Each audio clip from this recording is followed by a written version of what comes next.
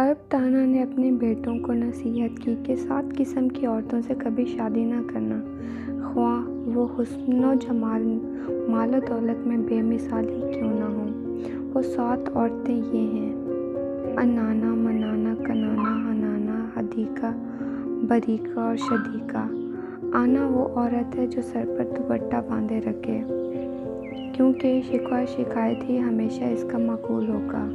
मनाना वो औरत है जो हर वक्त मर्द पर एहसान ही जितलाती रहे, मैंने तेरे साथ ये एहसान किया और तुझसे तो मुझे कुछ हासिल नहीं हुआ। कनाना वो औरत है जो हमेशा माजी को याद करे, फलां वक्त मेरे पास ये था और ये वो था।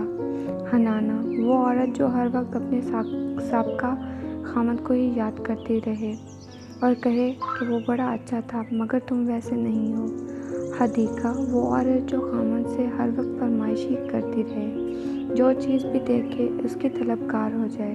बरीका वो औरत जो हर वक्त अपने चमक दमक में ही लगी रहे। शदीका वो औरत जो तेज़ ज़बान हो और हर वक्त बातें बनाना ही इसका काम हो।